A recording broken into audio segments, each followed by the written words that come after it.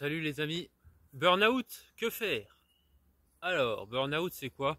C'est quand quelqu'un en a vraiment ras-le-bol de son travail, d'une façon générale, et qu'il est poussé à faire des choses pas très cool, tu vois.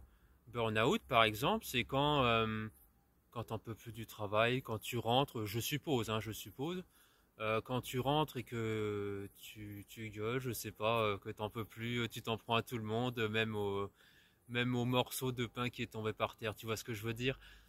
Plus sérieusement, comment traiter le burn-out? En tout cas, je vous donne ma vision, puisque personnellement, je n'ai jamais été confronté au burn-out. Alors, je sais que mon avis n'est que limitatif, puisque je n'ai jamais été confronté à ce type de situation.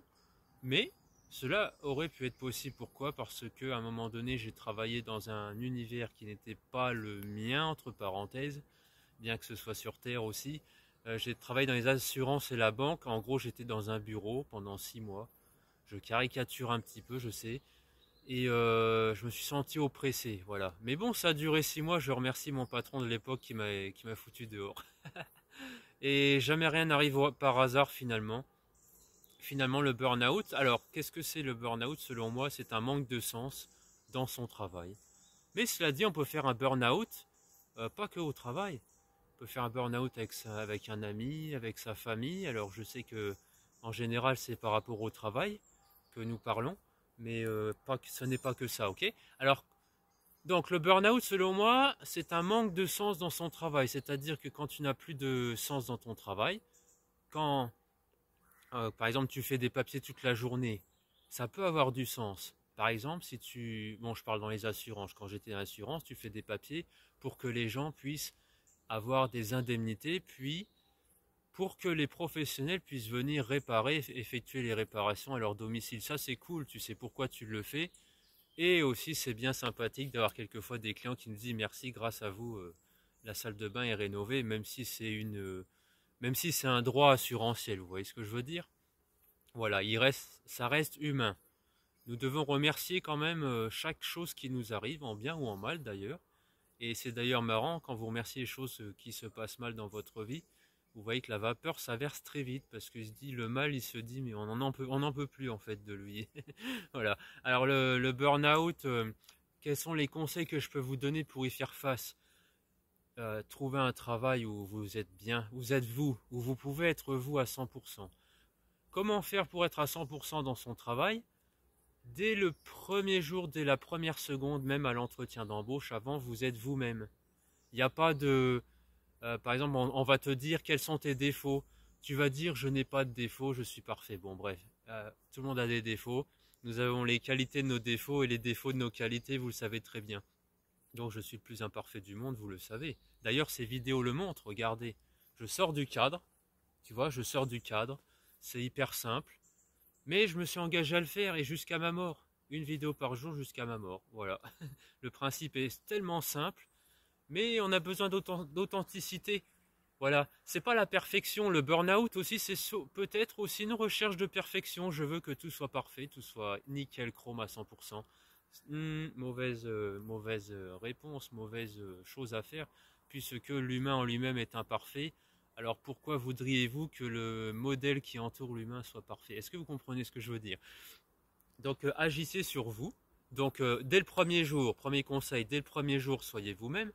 Dès l'entretien d'embauche, quitte à ne pas avoir le poste, on est bien d'accord, parce que vous allez souffrir. Ensuite, la deuxième chose que je peux vous dire, c'est de toujours dire ce que vous pensez, même si ça peut vous paraître difficile quelquefois. Même si c'est le boss, vous dites non là, ce dossier, j'en suis pas capable du tout. Voilà. Ensuite, le troisième conseil que je peux vous donner, c'est il faut que vous soyez libre et ayez l'esprit libre. Alors moi, comment je l'ai trouvé l'esprit libre? Tout simplement, entre parenthèses, tout simplement parce que je me suis mis à mon compte. Ça aide beaucoup, mais comment avoir cette liberté? Ça vient pas comme ça du jour au lendemain. D'abord, pour pouvoir apprécier la liberté, je crois qu'à un moment donné, il faut ne pas l'avoir eue. Voilà, je sais que c'est contradictoire, mais c'est la vérité. Parce que si tu n'as que la liberté, tu te dis que c'est normal et finalement tu vois pas l'oppression, voilà. Donc moi par exemple j'ai commencé dans des emplois salariés avec un patron Et voilà, j'ai vu ce que c'était. Mais je me suis dit que je connais l'évolution des choses, tu vois. Tu sais que tu es au niveau 0, mais après tu évolues forcément, ok? Mais vous devez apprécier le voyage, même le niveau 0, ok? Surtout quand vous commencez dans la vie, quand vous commencez quelque part. Appréciez le niveau 0, je vous jure, c'est fondamental, c'est excellent d'ailleurs. Parce que pour ma part, je fais un métier dans les services à la personne, la propreté, et, et des gens ils me disent mais Jordan, alors c'est un exemple que je prends au hasard comme ça, qui est vrai. Une dame qui m'a dit Jordan, tu fais 7 heures de ménage chez moi, mais comment fais-tu? En quoi elle voulait couper en deux l'intervention. Et en fait elle ne comprenait pas le sens. Le sens c'est que j'écoute... Attendez, je vous laisse passer. Voilà, petit moment de pause. En fait le truc c'est que... Vous avez vu le petit chien? Donc voilà, je reprends mon récit, pardon, excusez-moi. Il y a un beau petit chien blanc, je sais pas si vous l'avez vu derrière, il est super beau. Waouh. Je fais un bisou comme ça. Euh, donc il faut que votre travail ait du sens. Et voilà, donc pourquoi je fais 7 heures par exemple, c'est 7 heures de suite de ménage. Pourquoi? Parce qu'il y a du sens. J'écoute, par exemple, j'ai un casque avec moi. J'ai un casque et des écouteurs. Je mets des écouteurs plus un casque. Pourquoi? Vous savez? Parce que les écouteurs, bon, on entend des bruits extérieurs. Et les casques, ça t'isole complètement. Mais finalement, c'est une bonne chose parce que tu es hyper productif dans ton travail. Voilà. Et pour moi, en tout cas, mon productivité est très très loyale, très très beau. Comme le mot travail est noble pour moi. Voilà, parce qu'il permet la promotion sociale. Le travail permet la promotion sociale, ok? Donc les amis, voilà, il faut que vous ayez du sens. Moi, par exemple, j'écoute des formations. Alors je dis aux gens que j'écoute de la musique pour pas leur faire peur, surtout la première fois que je les vois. Mais après, quand on commence à se connaître, eh ben, je leur dis, j'écoute des formations. Voilà, je reste soft. Hein, on va pas trop leur dire de trucs, mais et donc au début, je reviens à ce niveau 0. Au niveau, j'étais vraiment le plus bête du monde. Et donc au niveau 0 en connaissance. Les limites, on me parlait de quelque chose, je disais, où c'est quoi ça, j'allais me cacher. Et maintenant, bah, j'évolue très fortement au niveau des connaissances. Voilà, mais ça, il faut l'accepter. Et le burn-out, quand je vous disais, c'est la recherche de perfection, qui pour moi est une grave erreur. C'est par exemple une grave erreur aussi de se dire, bah moi je sais tout. C'est faux. Alors, il y a beaucoup de gens qui ne savent pas et qui font genre qui savent. Oui, oui, oui, je suis d'accord avec toi, mais en fait, dans ta tête, tu te dis, oula, c'est quoi ça? Par exemple, on va te parler de l'OTAN. Oula, c'est quoi l'OTAN? Après, tu recherches organisation, traité Atlantique Nord, tu vois. C'est quoi le traité Atlantique Nord? Tu te rends compte, c'était... Bon, bref, voilà. Tu vas en profondeur, ok? Tu prends la feuille d'un arbre. C'est quoi cet arbre? C'est quoi cet arbre?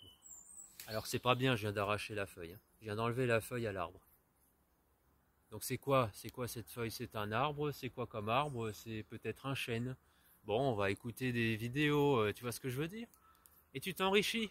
C'est quoi les nervures qu'il y a au centre de la feuille? Ouvrez-vous, ouvrez-vous. L'écologie, c'est quoi? Est-ce que c'est que les arbres?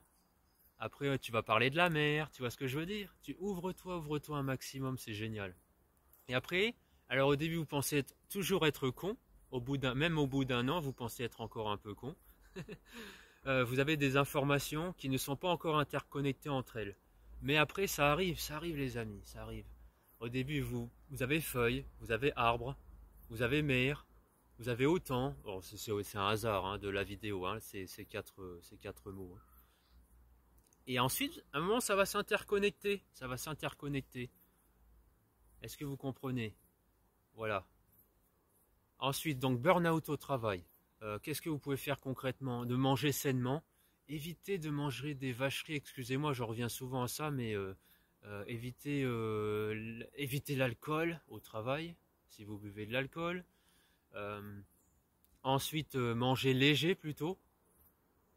Je vous invite à passer à l'action au travail. Alors, je sais que si vous êtes au bureau, c'est peut-être un peu compliqué, mais passez à l'action physiquement. Comment je fais, moi, pour ma part, quand je suis obligé de faire des papiers à la maison, eh ben, j'ai cassé mon siège de bureau en mille. Je vous jure que c'est vrai. Bon, il n'était pas très neuf, hein, ça a aidé à l'exploser en mille. Cela dit, j'aurais pu le donner, mais c'est vrai que je ne l'ai pas donné, donc je sais pas. Ça, c'est pas bien, un mauvais point, Jordan. Et je l'ai remplacé par un tapis de course. Pourquoi?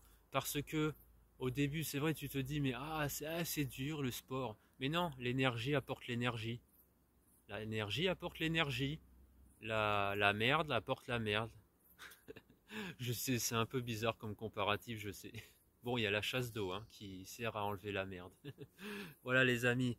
Ensuite, je vais vous donner un dernier conseil. Improvisé complètement, j'avoue. Mais c'est le meilleur en fait, c'est vraiment le meilleur. Dernier conseil que je peux vous donner, c'est de savoir vous entourer. Alors au travail, quand tu es salarié avec un patron uniquement, c'est un peu compliqué. Mais avec l'expérience et le temps, tu peux t'arranger, disons. Tu deviens une force dans l'entreprise. Au début, tu es un peu mendiant, esclave, entre parenthèses, et après tu montes. Cela dit, personne n'est indispensable. Voilà, ça c'est aussi une clé du succès pour se dire pas de burn-out, je ne suis pas indispensable. Ok? Même si tu montes dans l'échelle sociale, tu n'es jamais indispensable. Tu te dis que dans une seconde, par exemple, je peux tomber par terre et mourir. Tu vois? Tu vois ce que je veux dire? Et ça te ramène vraiment à des choses essentielles. Bonjour, merci. Voilà, faites des choses simples. Les gens mettre le problème, c'est que on rend banal tout ce qui est autour de nous. Par exemple, là, il y a l'air là. Il fait un peu frais, tu vois. Je sens que voilà, j'ai les poils qui sont hérissés. Bah, c'est un cadeau de la vie, tu vois.